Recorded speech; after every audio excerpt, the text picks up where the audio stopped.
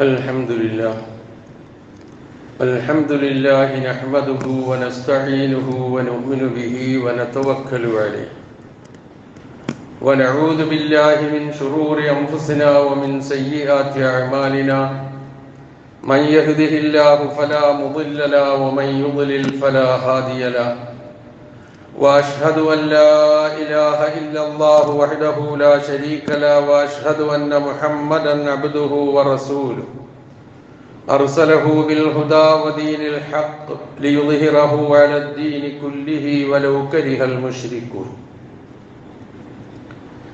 اللهم صل على محمد وعلى آل محمد كما صليت على إبراهيم وعلى آل إبراهيم وبارك على محمد وعلى آل محمد كما باركت على إبراهيم وعلى آل إبراهيم إنك حميد مجيد أما بعد فإن خير الكلام كلام الله وخير الهدي هدي محمد صلى الله عليه وسلم وشر الأمور محدثاتها وكل محدثة بدعة وكل بدعة ضلالة وكل ضلالة في النار يا أيها الذين آمنوا اتقوا الله حق تقاته ولا تموتن إلا وأنتم مسلمون يا أيها الناس اتقوا ربكم الذي خلقكم من نفس واحدة وخلق منها زوجها وبث منهما رجالا كثيرا ونساء واتقوا الله الذي تساءلون به والأرحام إن الله كان عليكم رقيبا يا أيها الذين آمنوا اتقوا الله وقولوا قولا سديدا يصلح لكم أعمالكم ويغفر لكم ذنوبكم ومن يطع الله ورسوله فقد فاز فوزا عظيما أعوذ بالله من الشيطان الرجيم بسم الله الرحمن الرحيم ما كان إبراهيم يهوديا ولا نصرانيا ولكن كان حنيفا مسلما وما كان من المشركين إن أولى الناس بإبراهيم للذين اتبعوه وهذا النبي والذين آمنوا والله ولي المؤمنين സഹോദരന്മാരെ സഹോദരികളെ ജീവിതത്തിന്റെ എല്ലാ മേഖലകളിലും അല്ലാഹുവിന്റെ നിയമനിർദ്ദേശങ്ങൾ പാലിച്ചുകൊണ്ട് ജീവിക്കുവാൻ നിർദ്ദേശിക്കപ്പെട്ടവരും കൽപ്പിക്കപ്പെട്ടവരുമാണ് ഞാനും നിങ്ങളും എന്നുണർത്തുന്നു. ആ രൂപത്തിലുള്ള ജീവിതം നയിച്ച് അള്ളാഹുവിന്റെ ഇഷ്ടദാസന്മാരിൽ ഉൾപ്പെടാൻ നാം ഏവരെയും അള്ളാഹു അനുഗ്രഹിക്കുമാറാകട്ടെ എന്ന് പ്രാർത്ഥിക്കുകയും ചെയ്യുന്നു. വിശുദ്ധ ഖുർആനിലെ 3-ാം അധ്യായം ആല ഇംറാനിലെ 67-68 വചനങ്ങളാണ് ഞാൻ ഓതി വെച്ചത്. നാം കഴിഞ്ഞ ആഴ്ച പരിശുദ്ധ ഹജ്ജ് കർമ്മത്തിന്റെ മഹത്വവും അതിന്റെ പ്രാധാന്യവും അതുമായി ബന്ധപ്പെട്ട ഏതാനും ചില കാര്യങ്ങൾ നാം മനസ്സിലാക്കിയുണ്ടായി. അത് ഹജ്ജ് നാം ഒന്ന് വിശകലനം ചെയ്യുമ്പോൾ പരിശുദ്ധ ഹജ്ജ് കർമ്മം അത് നേതാവിനോടുള്ള ബന്ധം പുതുക്കലാണ് എന്ന് നാം പറയുകയുണ്ടായി, മനസ്സിലാക്കുകയുണ്ടായി. ആ നേതാവ് ആര്? ആ നേതാവിനോടുള്ള നമ്മുടെ ബാധ്യത എന്ത്? ഇതിലേക്ക് വെളിച്ചം വീശുന്ന വിശുദ്ധ ഖുർആനിലെ അനവധി വചനങ്ങളിൽ 2 വചനങ്ങളാണ് ഞാൻ ഓതി കേൾപ്പിച്ചത്. ആ നേതാവ് മറ്റാരുമല്ല, അള്ളാഹു തന്നെ ജനനേതാവ് എന്ന് വിശേഷിപ്പിച്ച, അള്ളാഹു തന്നെ പ്രഖ്യാപിച്ചതാണ് ജനനേതാവ്. ഇമാമുൻ ലിന്നാസ് ഇന്നി ജാഇലുക ലിന്നാസി ഇമാമ, ഞാൻ നിന്നെ ജനങ്ങൾക്ക് നേതാവാക്കുന്നു. അപ്പൊ അള്ളാഹു വിശേഷിപ്പിച്ചതാണ് ഇമാമുന്നാസ്, ജനനേതാവ് എന്ന്. അങ്ങനെ വിശേഷിപ്പിക്കപ്പെട്ട വത്തഖദല്ലാഹു ഇബ്രാഹിമ ഖലീല, അള്ളാഹു ഇബ്രാഹിമിനെ ഖലീലായി സ്വീകരിച്ചിരിക്കുന്നു, ചങ്ങാതിയായി കൂട്ടുകാരനായി സ്വീകരിച്ചിരിക്കുന്നു എന്ന് അള്ളാഹു വിശേഷിപ്പിച്ച പരിശുദ്ധ ഖുർആനിലുടനീളം ഇബ്രാഹിം നബി അലൈഹിസ്സലാത്തു വസ്സലാമയെ കുറിച്ച് പരാമർശിക്കുമ്പോൾ ആവർത്തിച്ച് പറയുന്ന 2-3 വാക്കുകളുണ്ട്.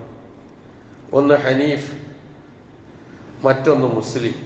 ആവർത്തിച്ച് പറയുന്ന വാക്ക്. എവിടെ ഇബ്രാഹിം നബിയുടെ മാർഗത്തെക്കുറിച്ച് പറയുന്നുവോ തൊട്ടടുത്ത് ഈ 2 വാക്കുകൾ നമ്മൾ കാണും. അങ്ങനെ അള്ളാഹു വിശേഷിപ്പിച്ച ഒറ്റയ്ക്കൊരു പ്രസ്ഥാനം, ഒരു സമുദായം എന്ന് അല്ലാഹു വിശേഷിപ്പിച്ച ഖാനിത്തെന്നും ഷാക്കിറല്ലി അൻഉമിഹി എന്നും അവ്വാഹുൻ ഹലീം എന്നും ഒക്കെ ഒരുപാട് വിശേഷണങ്ങൾ ഈ നേതാവിനെ കുറിച്ച് അല്ലാഹു സുബ്ഹാനഹു വ തആല വിശുദ്ധ ഖുർആനിൽ വിശേഷിപ്പിച്ചിട്ടുണ്ട്. ആ നേതാവ് ഖലീലുല്ലാഹി ഇബ്രാഹിം നബി അലൈഹി സ്വലാത്തു വസ്സലാം.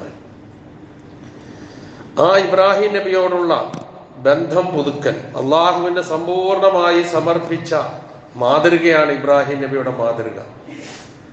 ആ ഇബ്രാഹിം നബിയോടുള്ള ബന്ധം പുതുക്കുക, അദ്ദേഹത്തിലൂടെ യുഗാന്തരങ്ങളായി കൈവന്ന പൈതൃക സ്വത്ത് കേടുവരാതെ സൂക്ഷിക്കുക, അദ്ദേഹത്തെയും നമ്മെയും ഒന്ന് താരതമ്യ പഠനത്തിന് വിധേയമാക്കി ലോക മുസ്ലിങ്ങളുടെ ജീവിതത്തിൽ കടന്നുകൂടിയ തെറ്റുകളും വ്യതിയാനങ്ങളും എന്താണെന്ന് ബോധ്യപ്പെട്ട് മനസ്സിലാക്കി അത് മനസ്സാ വാചാ കർമ്മണ തിരുത്താൻ തയ്യാറായി.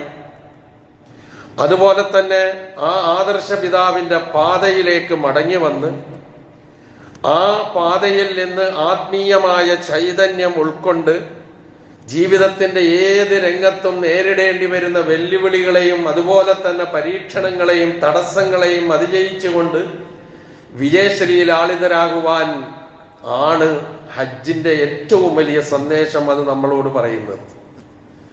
അങ്ങനെയാണ് ലോകമെമ്പാടുമുള്ള മുസ്ലിമീങ്ങളുടെ പ്രതിനിധികൾ, ലക്ഷക്കണക്കിന് ആളുകൾ എല്ലാ വർഷവും ഒരു മഹാവാർഷിക സമ്മേളനത്തിന് ഈ പറയുന്ന അജണ്ടകൾ വെച്ചുകൊണ്ട്, ഈ പറയുന്ന കാര്യങ്ങൾ മുന്നിൽ വെച്ചുകൊണ്ട് മഹാവാർഷിക സമ്മേളനം നടത്തി എല്ലാ വർഷവും ലോകത്തിന്റെ വിവിധ ഭാഗങ്ങളിലേക്ക് പുതിയ മനുഷ്യരായി മടങ്ങിപ്പോകുന്നത് എന്ന് നാം മനസ്സിലാക്കുക. ഹജ്ജിനെ സംബന്ധിച്ച് പരാമർശിക്കുമ്പോൾ അത് കേവലം ഒരു ചടങ്ങായി നമുക്ക് ഒതുക്കാൻ പറ്റുന്നില്ല. തന്നെയുമല്ല, ഇബ്രാഹിം നബി അലൈഹിസ്സലാത്തു വസ്സലാമയുടെയും കുടുംബത്തിന്റെയും ജീവിതത്തിന്റെ അങ്ങേയറ്റം നമ്മളെ സ്മരിപ്പിക്കുന്ന ഒരുപാട് കഥകളുണ്ട്, ഒരുപാട് സംഭവങ്ങളുണ്ട്. ആ സംഭവങ്ങളുടെ എല്ലാം പുനരാവർത്തനവും പുനരാവിഷ്കാരവുമാണ് ഹജ്ജിന്റെ കർമ്മങ്ങളിലൂടെ നാം മുസ്ലിം ലോകം ചെയ്തുകൊണ്ടിരിക്കുന്നത് വർഷത്തിലൊരിക്കൽ. അത് പരിശുദ്ധ കഅബയെ തവാഫ് ചെയ്യുമ്പോൾ ഹജറുൽ അസ്വദിന്റെ അടുക്കൽ നിന്ന് തവാഫ് തുടങ്ങുന്നതും ഹജറുൽ അസ്വദിനെ തൊട്ടുമുത്താൻ കഴിഞ്ഞാൽ തൊട്ടുമുത്തുന്നതും ആ തവാഫ് പൂർത്തിയാക്കുന്നതും അവിടെ നിന്ന് സഫയിലേക്ക് പോയി മർവയിലേക്ക് വന്ന് സഈ നടത്തുന്നതും മിനയിലും മുസ്ദലിഫയിലും അറഫയിലും ജംറകളിൽ കല്ലെറിയുമ്പോഴും ബലിമൃഗത്തെ അറുക്കുമ്പോഴും ഒക്കെ അതിനെല്ലാം ഒരുങ്ങുമ്പോൾ എല്ലാറ്റിലും നിഴലിച്ചു നിൽക്കുന്ന ഏറ്റവും വലിയ ഓർമ്മകൾ അല്ലെങ്കിൽ അതിന്റെ പുനരാവിഷ്കാരങ്ങൾ, അതിന്റെ അനശ്വരതയാണ് ശരിക്ക് ഹജ്ജിലൂടെ പ്രകടമാകുന്നത് എന്ന് ഹജ്ജുമായി ബന്ധപ്പെട്ട് ചിന്തിക്കുമ്പോൾ നമുക്ക് മനസ്സിലാക്കാൻ കഴിയും. അതുകൊണ്ട് തന്നെ ഇബ്രാഹിം നബി അലൈഹിസ്സലാത്തു വസ്സലാം ആരാണ്? അദ്ദേഹത്തിന്റെ യഥാർത്ഥ അനുയായികൾ ആര്? ഇതാണ് ഞാൻ ഓതിവെച്ച വചനം നമുക്ക് പഠിപ്പിച്ചു തരുന്നത്. വിശുദ്ധ ഖുർആനിൽ മില്ലത്ത് ഇബ്രാഹിം എന്ന പ്രയോഗം, ഇബ്രാഹീമിന്റെ മില്ലത്ത്, ഇബ്രാഹീമീ മില്ലത്ത് എന്ന പ്രയോഗം ഏതാണ്ട് 8ഓളം സ്ഥലങ്ങൾ നമുക്ക് കാണാൻ കഴിയും. ഇവിടൊക്കെ ഒന്നുകിൽ മില്ലത്ത് അബീക്കും ഇബ്രാഹീമ അല്ലെങ്കിൽ മില്ലത്ത് ഇബ്രാഹീമ എന്നിങ്ങനെയുള്ള പ്രയോഗങ്ങളായിരിക്കും. അപ്പൊ ഇബ്രാഹിം നബിയുമായി ചേർത്തിട്ടാണ് ആ മില്ലത്തിന്റെ പ്രയോഗം വന്നിരിക്കുന്നത്. അന്ത്യപ്രവാചകനായ മുഹമ്മദ് മുസ്തഫ റസൂൽ കരീം സല്ലല്ലാഹു അലൈഹി വസല്ലമയെ അന്ത്യദൂതനായി അള്ളാഹു നിയോഗിച്ചയച്ചത് ആ ഇബ്രാഹിമി മില്ലത്തിന്റെ പൂർത്തീകരണത്തിന് വേണ്ടി തന്നെയാണ്. ആ മില്ലത്ത് പ്രബോധനം ചെയ്യാൻ, ആ മില്ലത്തിന്റെ ഉയർച്ചയ്ക്ക്, അതിന്റെ പുരോഗതിക്ക് വേണ്ടി പ്രയത്നിക്കാനാണ് ഇബ്രാഹിം നബി അലൈഹിസ്സലാത്തു വസ്സലാമിന്റെ പിന്നാലെ വന്ന വർഷങ്ങൾ, നൂറ്റാണ്ടുകൾ പിന്നിട്ടതിന് ശേഷം വന്ന മുഹമ്മദ് നബി സല്ലല്ലാഹു അലൈഹി വസല്ലമയോടും ആ മുഹമ്മദ് നബിയുടെ അനുചരന്മാരോടും അള്ളാഹു നിർദ്ദേശിക്കുന്ന ഖുർആൻ നോക്കിയാൽ നമുക്ക് കാണാം. നബിയോട് നേരിട്ട് പറയുന്നുണ്ട്, അനിത്തബിഉ മില്ലത്ത ഇബ്രാഹിം, നീ ഇബ്രാഹിമിന്റെ മില്ലത്ത് പിൻപറ്റുക. മൊത്തത്തിൽ നമ്മളോട് എല്ലാവരോടും പറയുന്നു, അനിത്തബിഉ മില്ലത്ത ഇബ്രാഹിം, നിങ്ങൾ ഇബ്രാഹിമിന്റെ മില്ലത്ത് പിൻപറ്റുക. ഈ പ്രയോഗങ്ങൾ ഖുർആൻ ഇടനീളം നമുക്ക് കാണാൻ കഴിയും. എന്താണ് അതിന് കാരണം? ഖലീലുല്ലാഹി ഇബ്രാഹിം നബി അലൈഹിസ്സലാത്തു വസ്സലാമയുടെ പാരമ്പര്യം അവകാശപ്പെടുന്നവർ ഈ മനുഷ്യ സമൂഹത്തിൽ പ്രധാനമായും 3 വിഭാഗങ്ങളുണ്ട്. നാലാമത്തെ വിഭാഗമായിട്ടാണ് നമ്മളെ കണക്കാക്കപ്പെടാറുള്ളത്. എന്ന് പറഞ്ഞാൽ ആ 3 വിഭാഗങ്ങൾ, ഒന്ന് യഹൂദന്മാരാണ്, 2 ക്രിസ്ത്യാനികളാണ്, 3 മക്കയിലുണ്ടായിരുന്ന മുശ്രിക്കുകളാണ്. ഇവർ 3 അവകാശവാദം ഉന്നയിച്ചിരുന്നു. ഞങ്ങളുടെ ആളാണ് ഇബ്രാഹിം. അബ്രഹാം എന്നുള്ള പ്രയോഗത്തിലൂടെ അവര് സ്വന്തമാക്കാൻ ശ്രമിക്കുകയായിരുന്നു. അതാണ് നമുക്ക് കാണാൻ കഴിയുക ചരിത്രത്തിൽ. ആ രൂപത്തിൽ ഈ 3 വിഭാഗവും ഞങ്ങളുടെ ആളാണ് എന്ന അവകാശവാദം ഉന്നയിച്ചുകൊണ്ട് അതിനുവേണ്ടി തർക്കിക്കുകയാണ്. ഖുർആൻ ചോദിക്കുന്നുണ്ട് വേദക്കാരോട്, യാ അഹ്ലൽ കിതാബ് ലിമ തുഹാജ്ജൂന ഫീ ഇബ്രാഹിം, അല്ലയോ വേദക്കാരെ, നിങ്ങൾ എന്തിനാണ് ഇബ്രാഹിമിന് വേണ്ടി തർക്കിക്കുന്നത് എന്ന് ഖുർആൻ അവരോട് നേരിട്ട് ചോദിക്കുന്നുണ്ട്. ആ ചോദ്യം വെറുതെ ആവില്ലല്ലോ, കാരണം അവകാശവാദം ഉന്നയിച്ചിട്ട് തന്നെയാണ്. ആ അവകാശവാദങ്ങൾക്കെല്ലാം ആകെ ഒറ്റ മറുപടിയാണ് അല്ലാഹു സുബ്ഹാനഹു വ തആല ഈ 2 വചനങ്ങളിലൂടെ, സൂറ ആല ഇംറാനിലെ 67, 68 വചനങ്ങളിലൂടെ അല്ലാഹു സുബ്ഹാനഹു വ തആല ഓർമ്മപ്പെടുത്തുന്നത്. ആരാണ് എന്ന് വ്യക്തമാക്കുകയാണ്. ഇന്ന ഔലന്നാസ് മാ കാന ഇബ്രാഹിം, ആദ്യം തന്നെ പറയുകയാണ്, മാ കാന ഇബ്രാഹിം യഹൂദിയ്യം വലാ നസ്റാനിയ്യൻ വലാകിൻ കാന ഹനീഫൻ മുസ്ലിമൻ വമാ കാന മിനൽ മുശ്രിക്കീൻ. 3 വിഭാഗത്തിനും അതിൽ മറുപടിയുണ്ട്. ആദ്യം തന്നെ പറഞ്ഞു, ഇബ്രാഹിം നബി അലൈഹി സ്വലാത്തു വസ്സലാം ജൂതനായിരുന്നില്ല, വലാ നസ്റാനിയൻ ക്രിസ്ത്യാനിയുമായിരുന്നില്ല. പിന്നെ ആരായിരുന്നു അദ്ദേഹം?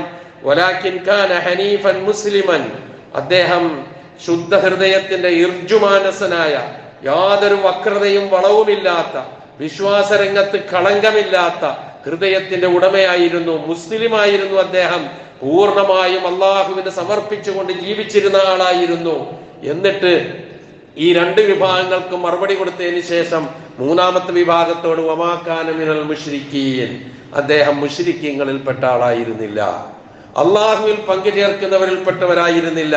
എന്നിട്ട് പറയാണ്, ഇന്ന ഔലന്നാസി ബി ഇബ്രാഹിം, എന്നാൽ ജനങ്ങളിൽ ഇബ്രാഹിമിനോട് ഏറ്റവും കൂടുതൽ അടുത്തവർ, ഏറ്റവും കൂടുതൽ അടുപ്പമുള്ളവർ ആരാണ്? ഒന്ന് ലല്ലദീന തബഊഹു, ആ ഇബ്രാഹിമിനെ ആരാണോ പിൻപറ്റിയത് അവർ, ഇബ്രാഹിമിനെ പിൻപറ്റിക്കൊണ്ട് ജീവിച്ചവരാരോ അവർ. പിന്നെ പറഞ്ഞു വഹാദൻ നബിയു, ഈ നബിയും അഥവാ മുഹമ്മദ് മുസ്തഫ റസൂൽ കരീം സല്ലല്ലാഹു അലൈഹി വസല്ലമയും. അത് പ്രത്യേകം എടുത്തു പറയാൻ കാരണം, ഈ പറയുന്ന വിഭാഗങ്ങളൊക്കെ മുഹമ്മദ് നബി പ്രവാചകനായി നിയോഗിതനായപ്പോൾ എതിർത്തിരുന്നവരാണ്, എല്ലാ അർത്ഥത്തിലും എതിർത്തവരാണ്, പ്രവാചകന്റെ നാശം സ്വപ്നം കണ്ടവരാണ്, പ്രവാചകന്റെ ആദർശത്തെ ഇല്ലായ്മ ചെയ്യാൻ കഠിന പ്രയത്നം നടത്തിയവരാണ് ഈ വിഭാഗങ്ങളെല്ലാം തന്നെ. അതുകൊണ്ടാണ് അവരോട് പറഞ്ഞത്, നിങ്ങൾ വിചാരിക്കുന്നത് പോലെ ആ പേരിലൊന്നും അവകാശപ്പെട്ടവനല്ല ഇബ്രാഹിം. ഇബ്രാഹിം നബി അലൈഹി സ്വലാത്തു വസ്സലാമയുടെ യഥാർത്ഥ പിൻഗാമി അല്ലെങ്കിൽ യഥാർത്ഥ അനുയായി, 1 ഇബ്രാഹിം നബിയെ പിൻപറ്റിക്കൊണ്ട് ജീവിക്കുന്നവർ, 2 നിങ്ങൾ തള്ളിപ്പറയുന്ന ഈ പ്രവാചകനില്ലേ, ആ പ്രവാചകൻ ഇബ്രാഹിം നബിയുടെ പിൻഗാമിയാണ്, പിൻപറ്റുന്ന ആളാണ്, അതിന്റെ അവകാശിയാണ്. 3ാമത് വല്ലദീന ആമനു, ഈ പ്രവാചകനിൽ വിശ്വസിച്ചുകൊണ്ട്, ആ പ്രവാചകനിൽ കൊണ്ടുവന്ന വിശ്വാസ പ്രമാണങ്ങൾ വിശ്വസിച്ചുകൊണ്ട് ജീവിക്കുന്നവർ, അഥവാ മുഅ്മിനുകൾ, വിശ്വാസികൾ നമ്മൾ ഓരോരുത്തരും. വല്ലദീന ആമനു വല്ലാഹു വലിയുൽ മുഅ്മിനീൻ, അല്ലാഹു വിശ്വാസികളുടെ വലിയാണ്, രക്ഷാധികാരിയാണ് എന്ന് പറഞ്ഞ് അവസാനിപ്പിക്കുകയാണ്. എന്ത് കൃത്യമായ മറുപടിയാണ്! അവകാശവാദം കൊണ്ട് കാര്യമില്ല. ആരായിരുന്നുവോ ഇബ്രാഹിം, ആ ഇബ്രാഹിമിനെ എങ്ങനെ മനസ്സിലാക്കിയോ ആ മനസ്സിലാക്കിയതനുസരിച്ച് ആര് ജീവിക്കുന്നുവോ അവരാണ് ഇബ്രാഹിം നബി അലൈഹി സ്വലാത്തു വസ്സലാമയുടെ അവകാശി, അല്ലാതെ യഹൂദനോ നസ്രാനിയോ മുശ്രിക്കോ ഒന്നുമല്ല എന്ന അർത്ഥശങ്കക്കിടമില്ലാത്ത വിധം അല്ലാഹു സുബ്ഹാനഹു വ തആല വ്യക്തമാക്കുകയാണ്. നമുക്കറിയാം, മുഹമ്മദ് നബി സല്ലല്ലാഹു അലൈഹി വസല്ലമ മക്കയിൽ ഇസ്ലാമിക ദഅവത്തുമായി അള്ളാഹുവിലേക്ക് ലാ ഇലാഹ ഇല്ലല്ലയിലേക്ക് ക്ഷണിച്ചു കൊണ്ടുവന്നപ്പോൾ ഏറ്റവും കൂടുതൽ പ്രവാചകനെ എതിർത്തവരിൽ മുന്നിൽ നിന്നത് മക്കയിലെ മുശ്രിക്കുകളാണ്. ആ മുശ്രിക്കുകളൊക്കെ പറഞ്ഞിരുന്നു, ഞങ്ങൾ ഇബ്രാഹിമിന്റെ മില്ലത്തിലാണെന്ന്. വെറുതെ അവർ പറഞ്ഞതല്ല, അവർ ഞങ്ങളാണ് ഇബ്രാഹിമിന്റെ ആൾക്കാർ, ആ ഇബ്രാഹിമിന്റെ ആൾക്കാരായ ഞങ്ങളെ ഇതൊക്കെ പറഞ്ഞ് തിരുത്താൻ നിനക്കെന്ത് അവകാശം എന്ന് ചോദിച്ചതിനും കൂടി മറുപടിയാണ് വമാ കാന മിനൽ മുശ്രിക്കീൻ എന്നുള്ളത്. ഇന്നാ ഉലന്നാസി ബി ഇബ്രാഹീമ അല്ലദീന തബഊഹു വഹാദൻ നബിയ്യു എന്ന മറുപടിയും വളരെ കൃത്യമായി അതിനുള്ളതാണ് എന്ന് നാം തിരിച്ചറിയുക, മനസ്സിലാക്കുക. അങ്ങനെ അവർക്ക് മറുപടി കൊടുത്തുകൊണ്ട് ആരാണ് ഇബ്രാഹീമിന്റെ യഥാർത്ഥ അനുയായികൾ എന്ന് ബോധ്യപ്പെടുത്തിക്കൊണ്ട് ഖലീലുല്ലാഹി ഇബ്രാഹിം നബി അലൈഹിസ്സലാത്തു വസ്സലാമയെ എപ്പോഴും ഓർക്കാനും അനുസ്മരിക്കാനും ആ അങ്ങേറ്റത്തെ ത്യാഗപൂരിതമായ ജീവിതം ഓരോരുത്തരും അവരുടെ ജീവിതത്തിൽ പകർത്തുവാനും പ്രേരകമാകുന്ന നിലയിലുള്ള എത്രയോ നിർദ്ദേശങ്ങളാണ് നമുക്ക് ഖുർആനിൽ കാണാൻ കഴിയുക. ഏറ്റവും കൂടുതൽ ഹജ്ജുമായി ബന്ധപ്പെട്ട് അല്ലെങ്കിൽ ഹറമുമായി ബന്ധപ്പെട്ട് പരിശുദ്ധ കഅബയും മസ്ജിദുൽ ഹറാമുമായി ബന്ധപ്പെട്ട് ചരിത്രം പറയുമ്പോൾ അതിലേക്ക് ഏറ്റവും ആദ്യം 2 സ്ഥലങ്ങളിൽ വിശുദ്ധ ഖുർആൻ പ്രതിപാദിച്ച ഒരു വാക്കുണ്ട്. അത് മഖാമു ഇബ്രാഹിമാണ്. ഇബ്രാഹിം മഖാം ഖുർആൻ 2 സ്ഥലങ്ങളിലാണ് അത് പറഞ്ഞത്. ഒന്ന് ഫീഹി ആയാത്തും ബയ്യിനാത്തും മഖാമു ഇബ്രാഹിം. കഴിഞ്ഞ ആഴ്ച ആ വചനമാണ് വിശദീകരിച്ചത് നാം. അതിൽ വ്യക്തമായ പ്രകടമായ ദൃഷ്ടാന്തങ്ങളുണ്ട്. അതിലൊന്ന് മഖാമു ഇബ്രാഹിം എന്ന് പറഞ്ഞു. മറ്റൊന്ന് വത്തഖിദൂ മിൻ മഖാമി ഇബ്രാഹിമ മുസല്ല. ഇബ്രാഹിമിന്റെ മഖാം നിങ്ങൾ നമസ്കാര സ്ഥലമായി സ്വീകരിക്കണം എന്ന് പറയുന്ന 2 ഭാഗങ്ങൾ. മഖാമു ഇബ്രാഹിം എന്ന പ്രയോഗം എത്ര കാലം എന്നൊക്കെ ഖുർആൻ നിലനിൽക്കുന്നുവോ അത്രയും കാലം ആ പ്രയോഗമുണ്ടാകും. അതെന്താണെന്ന് മനസ്സിലാക്കിക്കൊണ്ട് അതിന് അനുധാവനം ചെയ്യും. നമുക്കറിയാം, മഹാനായ പ്രവാചക തിരുമേനി സല്ലല്ലാഹു അലൈഹി വസല്ലമ ഹജ്ജിന്റെ ഓരോ കർമ്മങ്ങളും പഠിപ്പിച്ചുകൊണ്ട് മനസ്സിലാക്കിക്കൊണ്ട് ചെയ്യുന്നതിനെ കുറിച്ച് വ്യക്തമാക്കുന്ന വിശദീകരിക്കുന്ന ഹദീസിൽ കാണാം. ഖദിമൻ നബിയ്യു സല്ലല്ലാഹു അലൈഹി വസല്ലമ ഫതാഫ ബിൽ ബൈത്തി സബ്അൻ. നബി സല്ലല്ലാഹു അലൈഹി വസല്ലമ ഹജ്ജിനായിട്ട് വന്നു. എന്നിട്ട് കഅബ തവാഫ് ചെയ്തു 7 പ്രാവശ്യം. എന്നിട്ട് വസല്ല ഖൽഫൽ മഖാം, മഖാം ഇബ്രാഹിമിന്റെ പിന്നിൽ നമസ്കരിച്ചു. റക്അത്തൈനി 2 റക്അത്ത്. സുമ്മ ഖറജ ഇല സഫ, പിന്നെ സഫയിലേക്ക് പോയി. ഇതാണല്ലോ ഹജ്ജിന്റെ കർമ്മങ്ങളിൽ നാം ചെയ്യുന്നതും ഉംറക്ക് പോകുമ്പോഴും ചെയ്യുന്നത് തന്നെയല്ലേ.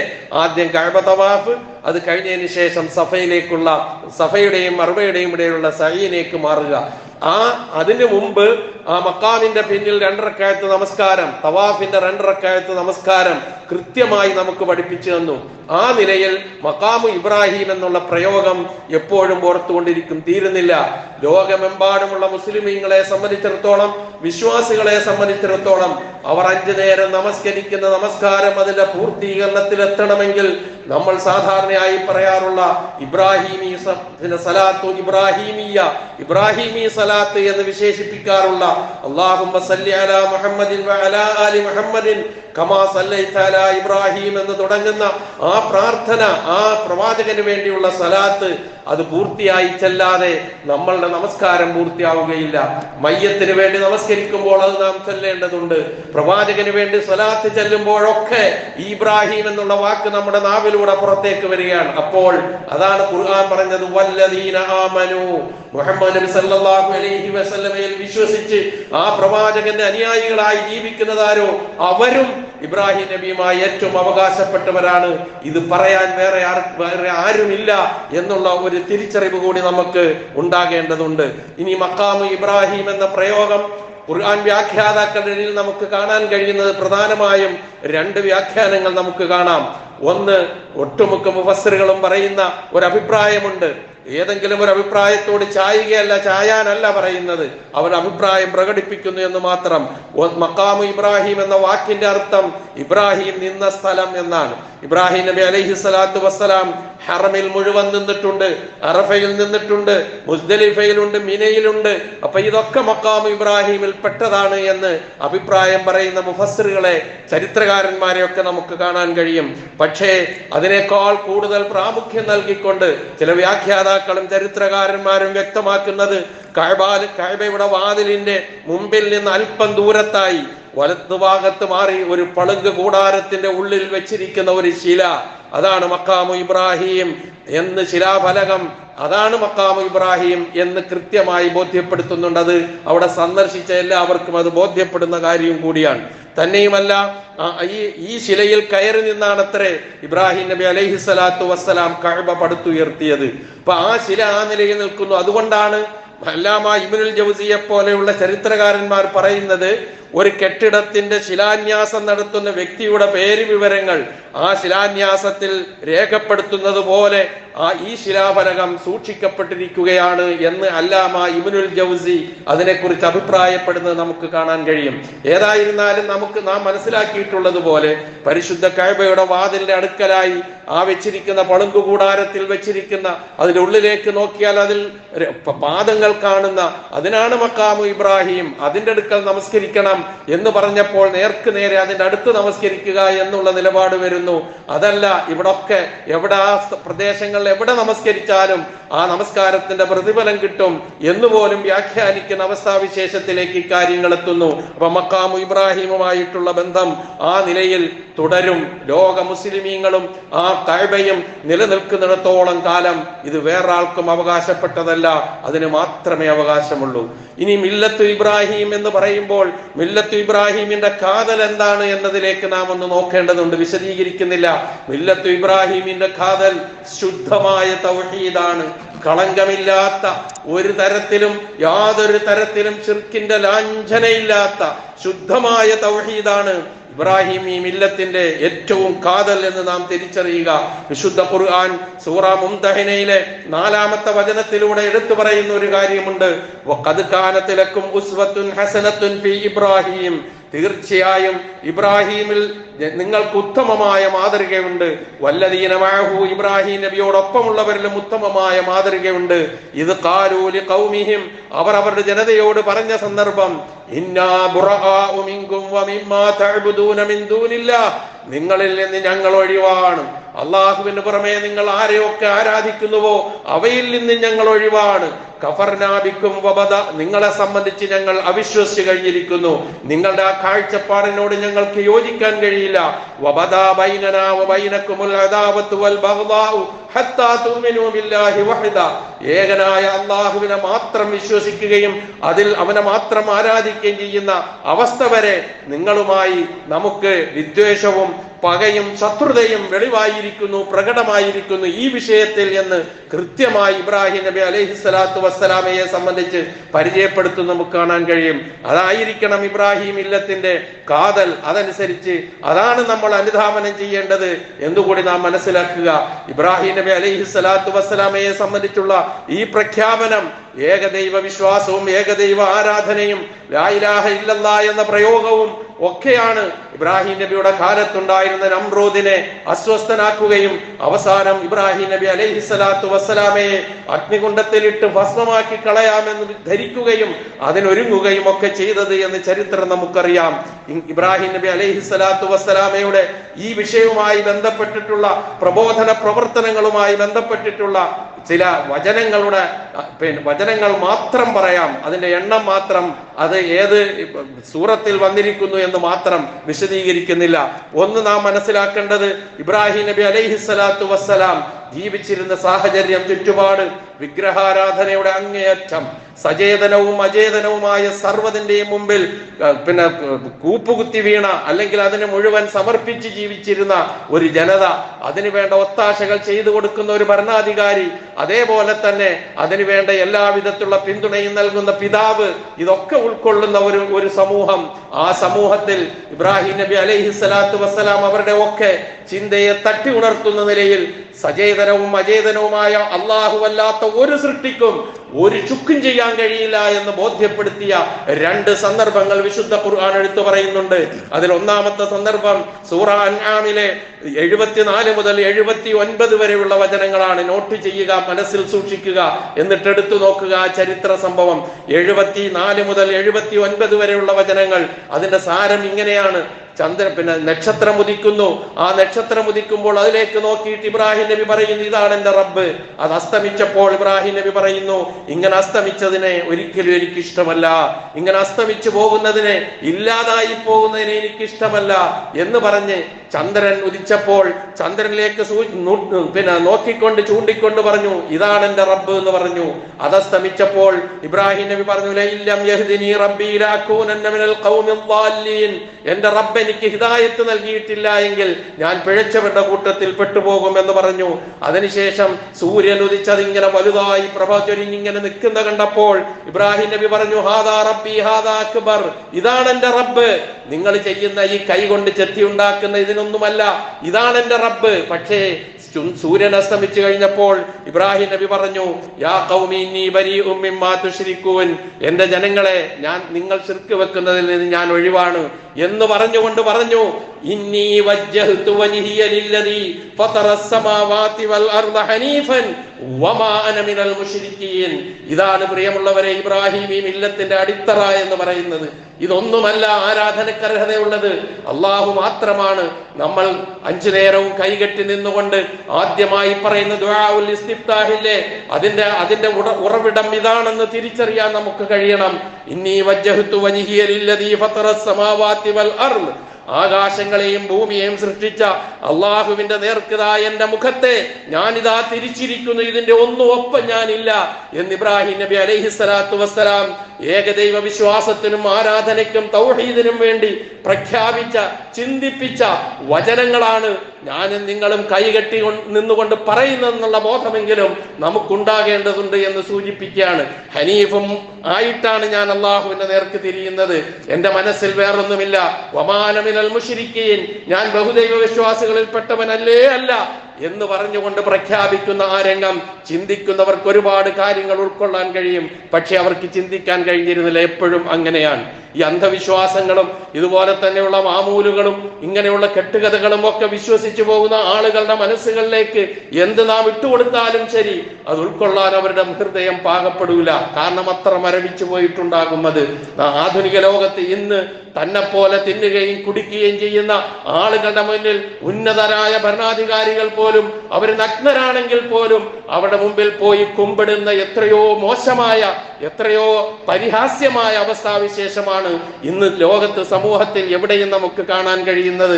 ആ രംഗത്ത് ഇബ്രാഹിം നബി, അതാണ് ഞാൻ നേരത്തെ സൂചിപ്പിച്ചത്, യുഗാന്തരങ്ങളായി ഇബ്രാഹിം നബി അലൈഹി സ്വലാത്തു വസ്സലാം പഠിപ്പിച്ചു തന്ന പാരമ്പര്യം, ആ പാരമ്പര്യം എന്താണെന്ന് മനസ്സിലാക്കി അത് ഉൾക്കൊണ്ടുകൊണ്ട് ആ ആദർശ പിതാവിന്റെ പാത എന്താണെന്ന് തിരിച്ചറിഞ്ഞുകൊണ്ട് അതിലേക്ക് പോകുവാനുള്ള ആഹ്വാനവും പ്രതിജ്ഞയും പ്രഖ്യാപനവുമാണ് ഹജ്ജ് എന്ന് പറഞ്ഞത് വെറുതെയല്ല എന്ന് നാം മനസ്സിലാക്കുക. ഒന്നിതാണെങ്കിൽ രണ്ടാമത് നാം കാണുന്നത് ഇബ്രാഹിം നബി അലൈഹി സ്വലാത്തു വസ്സലാമയുടെ പിതാവ് ആസർ വിഗ്രഹങ്ങളെ ഉണ്ടാക്കുന്നവനും അതിന്റെ പൂജാരിയും ഒക്കെ ആയിരുന്ന ആളാണ്. ആ പിതാവിന്റെ മകനായിട്ടാണ് ഇബ്രാഹിം ജനിക്കുന്നത്. ഒന്ന് ആലോചിച്ചു നോക്കുക എന്തായിരിക്കും അവസ്ഥാവിശേഷം എന്നുള്ളത്. അവിടെ നിന്ന് ഇബ്രാഹിം നബി അനുഭവിച്ച ത്യാഗത്തിന് കയ്യും കണക്കുമില്ല. രാജാവിന്റെ കോലം ഇങ്ങനെ, തന്റെ സ്വന്തം പിതാവിങ്ങനെ, നാട്ടുകാരിങ്ങനെ, അവിടെ നിന്ന് ഒറ്റയ്ക്കാണ് പടവെട്ടിയത് എന്നുള്ള.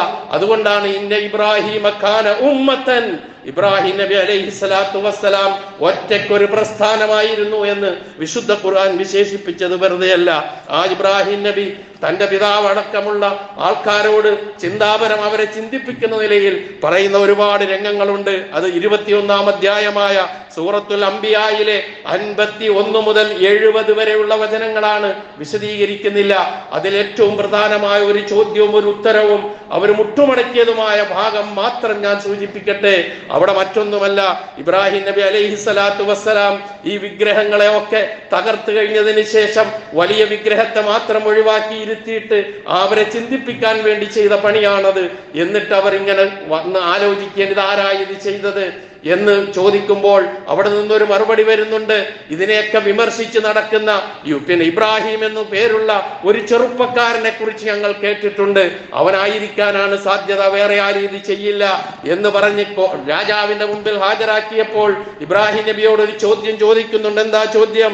അന്ത ഫഅൽത ഹാദാ ബിആലിഹത്തിനാ യാ ഇബ്രാഹിം, ഇബ്രാഹിമേ നീയാണോ ഞങ്ങളുടെ ഇലാഹുകളെ ഇങ്ങനെ ചെയ്തത് എന്ന് ചോദിച്ചപ്പോൾ ഒറ്റ മറുപടി, ബൽ ഫഅലഹു കബീറുഹും ഫസ്അലൂഹും ഇൻ കാനൂ യന്തിഖൂൻ. എന്തിനാ കൂടുതൽ പറയേണ്ടത്? എന്തിനാ കൂടുതൽ വിശദീകരിക്കേണ്ടത്? ഒറ്റ മറുപടി, ബൽ ഫഅലഹു കബീറുഹും, അവരിലെ വലിയവനായിരിക്കും ചെയ്തത്, അവൻ അവിടെ ഇരിപ്പില്ലേ, ഫസ്അലൂഹും, അവരോട് തന്നെ ചോദിക്ക്, ഇൻ കാനൂ യന്തിഖൂൻ, വല്ലതും നിങ്ങൾക്ക് പറഞ്ഞു തരുമെങ്കിൽ ചോദിക്കവറ്റകളോട്. വല്ലതും പറയാൻ കഴിയോ? അപ്പൊ അവര് നിരാശരായി ഇബ്രാഹിം നബിയോട് പറയുകയാണ്, നിനക്കറിയാലോ മാഹൗലായി യന്തിഖൂൻ, ഇവറ്റകളൊന്നും മിണ്ടൂല, നിനക്കറിയില്ലേ എന്ന് ചോദിച്ചപ്പോൾ ഇബ്രാഹിം നബിയുടെ ഒരു മറു ചോദ്യമുണ്ട്. അഫതഅ്ബുദൂന മിൻ ദൂനില്ലാഹ്, അള്ളാഹുവിനെ മാറ്റി നിർത്തിക്കൊണ്ട് ഒഴിവാക്കിക്കൊണ്ട് അവന് പുറമെ നിങ്ങൾ ആരാധിക്കുകയോ? മാ ലാ യൻഫഉകും ശൈഅൻ വലാ യദുറുക്കും, നിങ്ങൾക്കൊരു ഉപകാരവും ചെയ്യാത്ത, നിങ്ങൾക്കൊരു ഉപദ്രവവും ചെയ്യാത്ത ഇതിനെയോ നിങ്ങൾ ആരാധിക്കുന്നത് എന്നുള്ള ചോദ്യം വന്നപ്പോഴാണ് മുട്ടുമടക്കിയത്, ഉത്തരം മുട്ടിയത്. ഒറ്റ പണിയേ ഉള്ളൂ, ഇനി ഇവൻ ജീവിച്ചിരുന്നുകൂടാ. ഹരിഖൂഹു, ഇവനെ ചുട്ടുകരിക്ക്. വൻസുറു ആലിഹത്തക്കും, എന്നിട്ട് നിങ്ങളുടെ ദൈവങ്ങളെ സഹായിക്ക്. എത്ര പരിഹാസ്യമായ വാക്ക്! നിങ്ങളുടെ ദൈവങ്ങൾ രക്ഷപ്പെടണമെങ്കിൽ ഇവൻ ജീവിച്ചിരിക്കാൻ പാടില്ല. അതല്ലേ പ്രിയമുള്ളവരെ നമ്രൂദിന്റെ അഗ്നികുണ്ഡം? നോക്കുക, ഇതാണ് പറഞ്ഞത് ഇബ്രാഹിം നബി അലൈഹിസ്സലാത്തു വസ്സലാമയുടെ മില്ലത്തിന്റെ ഏറ്റവും പ്രധാനമായ വശം സംശുദ്ധമായ, കുറ്റമറ്റ, കറകളഞ്ഞ ലാ ഇലാഹ ഇല്ലല്ലാഹുവിലുള്ള വിശ്വാസമാണ്. അതാണ് നമുക്ക് ഏറ്റവും അടിത്തറയായി നമുക്ക് ഉണ്ടാകേണ്ടത് എന്ന്. അതുകൊണ്ട് തന്നെയാണ് ഹജ്ജിന്റെ കർമ്മങ്ങളൊക്കെ തൗഹീദിന്റെ വിളംബരമായി അള്ളാഹു അല്ലാത്തവരെ ആരുടെയിലേക്കും മനസ്സ് പോകരുത് എന്നുള്ള നിലയിൽ കൃത്യമായി പഠിപ്പിച്ചു വെക്കുന്നത് എന്നുകൂടി. അത് ഹജറുൽ അസ്വദിനോടും പാടില്ല, കഅബയുടെ കില്ലയോടും പാടില്ല, ഒരു സ്ഥലത്തോടും പാടില്ല, ബദറിലെ മണ്ണിനോടും പാടില്ല, ഉഹദിലെ അവിടെ ഉള്ള ഖബറിന്റെ ചുറ്റും കെട്ടിയിരിക്കുന്ന കെട്ടിയിരിക്കുന്ന ഇരുമ്പ് കമ്പികളോടും പാടില്ല, ഒന്നിനോടും പാടില്ല. ബഖീഉൽ ഗർഖദിൽ അന്ത്യവിശ്രമം കൊള്ളുന്ന സഹാബത്തിനോടും പാടില്ല. അതൊന്നുമില്ലാത്ത നിലയിൽ സംശുദ്ധമായ, കുറ്റമറ്റ തൗഹീദിന്റെ ഭൂമിയിൽ, തൗഹീദിന്റെ ആ പാദമുദ്ര പതിഞ്ഞ ആ സ്ഥലങ്ങളിലൊക്കെ ഇതുമായി ബന്ധപ്പെട്ടുള്ള പ്രവർത്തനങ്ങളായിരിക്കണം ശ്രദ്ധിക്കേണ്ടത് എന്ന് കൃത്യമായി ഹജ്ജുമായി ബന്ധപ്പെട്ട് പ്രവാചകൻ നമുക്ക് പഠിപ്പിച്ചു തന്നിട്ടുള്ളത് ഇത് തന്നെയാണ്. വിശുദ്ധ ഖുർആൻ പറഞ്ഞത് ഇബ്രാഹിം നബിയുടെ മില്ലത്ത്, ആ മില്ലത്ത് അനുധാവനം ചെയ്യുന്നവർക്കാണ് ഏത് രംഗത്തും വിജയം. അതാണ് മുഹമ്മദ് നബി സല്ലല്ലാഹു അലൈഹി വസല്ലമയിലൂടെ ലോകത്തിന് കിട്ടിയ ഏറ്റവും വലിയ സംഭാവന എന്നുകൂടി തിരിച്ചറിഞ്ഞുകൊണ്ട് ഈ സന്ദർഭങ്ങളിലൊക്കെ ഏറ്റവും കൂടുതൽ നമ്മൾ ഓർക്കേണ്ടതും നമ്മൾ തിരുത്താൻ തയ്യാറാകേണ്ടതും ഇബ്രാഹിം നബിയുടെ ചരിത്രം പഠിച്ചുകൊണ്ട് ഓർത്തുകൊണ്ട് ഏതൊക്കെയാണോ മാറ്റേണ്ടത് ആ മാറ്റത്തിന് തയ്യാറാകുന്നതിലൂടെ മാത്രമേ ആ മില്ലത്തിന്റെ അവകാശികൾ എന്ന് പറയുന്നതിലേക്ക് എത്തിച്ചേരാൻ എനിക്കും നിങ്ങൾക്കും കഴിയുകയുള്ളൂ എന്ന് നാം തിരിച്ചറിയുക. അല്ലാഹു സുബ്ഹാനഹു വ തആല ശരിയായ ഇബ്രാഹിമി മില്ലത്ത്, ഹനീഫി മില്ലത്ത് ജീവിച്ചു, ഇബ്രാഹിം നബിയുടെ ഹനീഫിയ മതം, ആ ദീൻ ഉൾക്കൊണ്ടുകൊണ്ട് ജീവിച്ച് ഇബ്രാഹിം നബിയും ഇബ്രാഹിം നബിയുടെ ഒപ്പമുള്ളവരും ഈ പ്രവാചകനും ആ പ്രവാചകനിൽ വിശ്വസിച്ചവരുമാണ് ഇബ്രാഹിം നബിയോട് ഏറ്റവും അവകാശപ്പെട്ടവർ എന്ന് ഖുർആൻ പറഞ്ഞു വെച്ച ആ ഒരു വൃത്തത്തിന്റെ ഉള്ളിൽ ഉൾപ്പെടാൻ ഈ നാളുകളിൽ നമ്മളുടെ ചിന്തയും നമ്മളുടെ ആലോചനകളും ലോകത്തിന്റെ നാനാഭാഗങ്ങളിൽ നിന്ന് ഹജ്ജിന് വേണ്ടി അവിടെ എത്തിക്കൊണ്ടിരിക്കുന്ന ലോക മുസ്ലിമീങ്ങളുടെ പ്രതിനിധികളും ഉൾപ്പെടെ എല്ലാവരും കൂട്ടായി ചിന്തിച്ച് മനസ്സിലാക്കി അങ്ങനെ കുറ്റമറ്റ ഒരു ജീവിതം നയിച്ച് മുന്നോട്ട് പോകുവാൻ എല്ലാവരെയും അള്ളാഹു അനുഗ്രഹിക്കുമാറാകട്ടെ. നമുക്കും അള്ളാഹു അതിനുള്ള തൗഫീഖ് നൽകുമാറാകട്ടെ.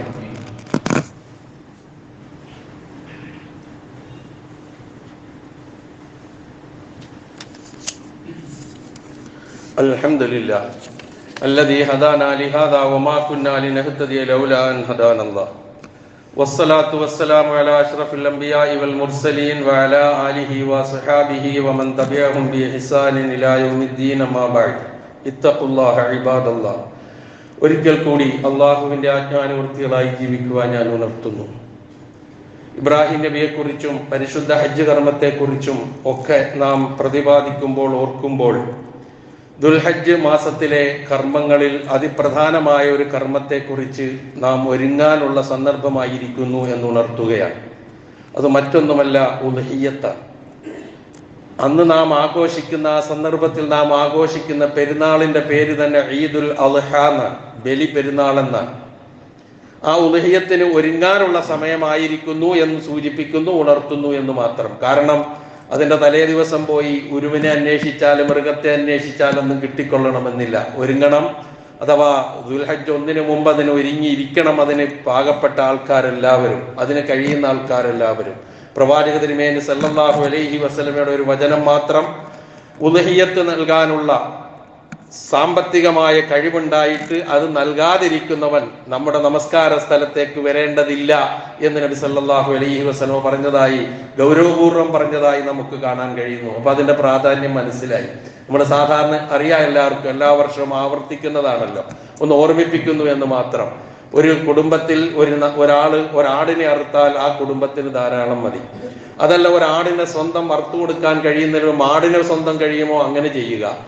മാടിനെ സ്വന്തം അറുത്തു കൊടുക്കാൻ കഴിയുന്നില്ലെങ്കിൽ 1 മുതൽ 7 പേര് വരെ ഷെയർ ചേർന്നിട്ടെങ്കിലും ഒരു ഉരുവിനെ അറുത്തു കൊടുക്കാനുള്ള നിർദ്ദേശമാണ് നമുക്ക് നൽകിയിട്ടുള്ളത്. മിക്കവാറും എല്ലാ മഹല്ലുകളിലും അതുമായി ബന്ധപ്പെട്ട പ്രവർത്തനങ്ങൾ തുടങ്ങിയിട്ടുണ്ടാകും. നമ്മളിവിടെ ഒരാടിന് 14,000 രൂപയും ഒരു ഷെയർ 10,000 രൂപയുമാണ് നിശ്ചയിച്ചിട്ടുള്ളത്. ഓരോ പ്രദേശത്തും എന്താണോ നിശ്ചയിക്കുന്നത് അതനുസരിച്ച് അതുമായി സഹകരിച്ച് അതിനൊരുങ്ങുക. നമ്മുടെ മനസ്സിലൊരു ഒരുക്കം ഉണ്ടാവുക, എനിക്ക് അത് ചെയ്യണം എന്നുള്ള നിലയിൽ അതിനുള്ള അവസരമായിരിക്കുന്നു. ഇബ്രാഹിമി മില്ലത്ത് പറഞ്ഞിട്ട് കാര്യമില്ലല്ലോ, അതും ഒരു വലിയ ഇബ്രാഹിമി ചരിത്രത്തിന്റെ ഒരാവിഷ്കാരം തന്നെയാണ് എന്നുകൂടി നാം മനസ്സിലാക്കുക. നമുക്കറിയാം അതിനെക്കുറിച്ച്, അതിലേക്കൊന്നും ഞാൻ കടന്നു പോകുന്നില്ല. അതിനൊരുങ്ങുക, ഉദഹിയത്തിന് വേണ്ടി സജ്ജരാവുക. ഓരോ പ്രദേശത്തും അതുമായി ബന്ധപ്പെട്ട് കമ്മിറ്റികൾ രൂപീകരിച്ച് പ്രവർത്തനങ്ങൾ തുടങ്ങിയിട്ടുണ്ടാകും. അതുമായി സഹകരിച്ചുകൊണ്ട് ആ സുന്നത്ത്, ഏറ്റവും ശ്രേഷ്ഠമായ സുന്നത്ത് ഉദഹിയത്തിന്റെ കാര്യത്തിൽ മുസ്ലിം ലോകത്ത് അഭിപ്രായ വ്യത്യാസമില്ല കേട്ടോ. അതേസമയം അത് സുന്നത്താണോ നിർബന്ധമാണോ എന്നുള്ള കാര്യത്തിൽ ചില ചർച്ചകളുണ്ട്. ഏതായിരുന്നാലും ഇത്ര ഗൗരവത്തോടു കൂടി പറയുമ്പോൾ ഇത്തിരി ഗൗരവമുള്ളതാണ് എന്ന് മനസ്സിലാക്കാൻ ഏത് ബുദ്ധിയുള്ളവർക്കും കഴിയും. അതുകൊണ്ട് അതിനൊന്ന് ഒരുങ്ങുക, അതിന് സജ്ജരാവുക. അത് ഈ സന്ദർഭത്തിൽ നാം ഒരുങ്ങി അതിനു വേണ്ട ഒരുക്കങ്ങൾ നടത്തി ഉരുവിനെ കണ്ടെത്തി അത് തയ്യാറാക്കിയൊക്കെ നിർത്തി ഉള്ള അവസര സമയം. ദുൽഖഅദ് പിറന്നു, ഏതാണ്ട് തീരാനാവും ഇപ്പൊ തന്നെ, ഉടനെ തന്നെ, അധിക ദിവസങ്ങളൊന്നും ഇല്ല. ഇപ്പൊ നമ്മളെ ഹജ്ജിന് പോകുന്നുണ്ട് ആൾക്കാർ നമ്മിൽ നിന്ന്. കുറെ പേര് പോയി, കുറെ പേര് പോകാനിരിക്കുന്നു. നമ്മുടെ നെടുമ്പാശ്ശേരിയിൽ നിന്നുള്ള വിമാനമൊക്കെ പുറപ്പെടാനിരിക്കുന്നതേ ഉള്ളൂ. അപ്പൊ അങ്ങനെയൊക്കെ ആയിരുന്നാലും ശരി, നമ്മൾ കണ്ണടച്ച് തുറക്കുന്നതിന് മുമ്പ് ഹജ്ജും കഴിഞ്ഞ് എല്ലാവരും ഇവിടെ തിരിച്ചെത്തും.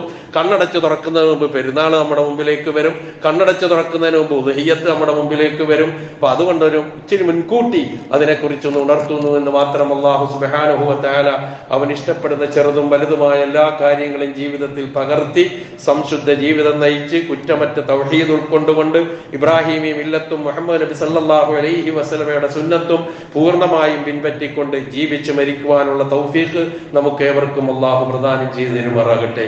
അറിഞ്ഞോ അറിയാതെയോ നമ്മിൽ നിന്ന് വന്നുപോയ എല്ലാ തെറ്റുകുറ്റങ്ങളും അല്ലാഹു നമുക്ക് പുറത്തു മാപ്പാക്കി തരുമാറാകട്ടെ. നമ്മിൽ നിന്ന് മരണപ്പെട്ടു പോയവരുടെ പാപങ്ങൾ അല്ലാഹു പുറത്തു കൊടുക്കുമാറാകട്ടെ. അവരെയും നമ്മളെയും അല്ലാഹു ജന്നാത്തുൽ ഫിർദൗസിൽ ഒരുമിച്ച് കൂട്ടുമാറാകട്ടെ. നമ്മിൽ നിന്ന് രോഗങ്ങൾ കൊണ്ട് വിഷമിക്കുന്നവരുടെ രോഗങ്ങളെ അല്ലാഹു ശിഫയാക്കി കൊടുക്കുമാറാകട്ടെ. ശസ്ത്രക്രിയയ്ക്ക് വിധേയനാകുന്ന ഒരു സഹോദരനും അതുപോലെ വളരെ പ്രയാസത്തിൽ രോഗം കൊണ്ട് വിഷമിക്കുന്ന സഹോദരിക്കും വേണ്ടി പ്രാർത്ഥിക്കാൻ ആവശ്യപ്പെട്ടിട്ടുണ്ട്. അല്ലാഹു സുബ്ഹാനഹു വ തആല ശസ്ത്രക്രിയ വിജയപ്രദമാക്കി കൊടുക്കുകയും രോഗം കൊണ്ട് വിഷമിക്കുന്ന സഹോദരിക്ക് അല്ലാഹു സുബ്ഹാനഹു വ തആല എളുപ്പം നൽകി അനുഗ്രഹിക്കുകയും ചെയ്യുമാറാകട്ടെ. എല്ലാവിധത്തിലുള്ള ബുദ്ധിമുട്ടുകളിൽ നിന്ന് നാം ഏവരെയും അല്ലാഹു കാത്തുരക്ഷിക്കുമാറാകട്ടെ. ദുർബലരായ മനുഷ്യരാണ് നമ്മൾ ഓരോരുത്തരും. കുറച്ച് ദിവസങ്ങൾക്ക് മുമ്പ് ഈ മിമ്പറിൽ നിന്ന് നമ്മൾ മഴയ്ക്ക് വേണ്ടി പ്രാർത്ഥിച്ചു. മഴ ശക്തമായി. ഇപ്പോൾ മഴ മാറാനെ കുറിച്ചുള്ള ആലോചനയാണ് നമ്മളുടെയൊക്കെ മനസ്സിലുള്ളത്. ഒന്ന് ആലോചിച്ച് നോക്ക്, നമ്മൾ എത്ര ദുർബലരാണ്. അതുകൊണ്ട് ദുർബലരായ നമ്മൾ അള്ളാഹുവിലേക്ക് തിരിയുന്ന കാര്യത്തിൽ നിന്ന് ഒരിക്കലും നമ്മൾ മറന്നു പോകരുത്. അവനോടല്ലാതെ പറയാനില്ല, തരാനും പറയേണ്ടത് അവനോടാണ്. ഇനി കൂടുതലായാൽ അകറ്റെന്ന് പറയാനുള്ളതും അവനോട് മാത്രമാണ് എന്ന് തിരിച്ചറിയുക. ദുർബലരാണ് നമ്മൾ ഓരോരുത്തരും എന്ന് തിരിച്ചറിഞ്ഞുകൊണ്ട് അള്ളാഹുവാണ് വലിയ, അള്ളാഹുവാണ് ഹമീദ്, അള്ളാഹുവാണ് ഖദീർ എന്ന് തിരിച്ചറിഞ്ഞുകൊണ്ട് അവനിലേക്ക് തിരിയുക. എന്ത് പ്രയാസമുണ്ടാകുമ്പോഴും അവൻ അതിന് പരിഹാരം കാണും. അള്ളാഹു സുബ്ഹാനഹു വ തആല ഈ വരുന്ന മഴ നിമിത്തം ഉണ്ടാകാവുന്ന സർവ്വകെടുതികളിൽ നിന്നും എല്ലാവരെയും അള്ളാഹു കാത്തുരക്ഷിക്കുമാറാകട്ടെ. നല്ല അവസ്ഥ അള്ളാഹു നമുക്കെന്നും നിലനിർത്തി തരുമാറാകട്ടെ. സർവോപരി ഇസ്ലാമിനും മുസ്ലിം ഉമ്മത്തിനും അള്ളാഹു ഇസ്സത്തിനെ പ്രദാനം ചെയ്യുമാറാകട്ടെ. അല്ലാഹുമ്മ ഗ്ഫിർ ലിൽ മുഅ്മിനീന വൽ മുഅ്മിനാത്ത് വൽ മുസ്ലിമീന വൽ മുസ്ലിമാത്ത് അൽ അഹ്യാഇ മിൻഹും വൽ അംവാത്ത് ഇന്നക മുജീബുദ് ദഅവാതി വയാ ഖാദിയൽ ഹാജാത്ത്. اللهم اعز الاسلام والمسلمين واذل الشرك والمشركين. اللهم اعز الاسلام والمسلمين واذل الشرك والمشركين. اللهم اعز الاسلام والمسلمين واذل الشرك والمشركين. ربنا لا تسلط علينا من لا يرحمنا يا ارحم الراحمين. ربنا آتنا في الدنيا حسنة وفي الآخرة حسنة وقنا عذاب النار.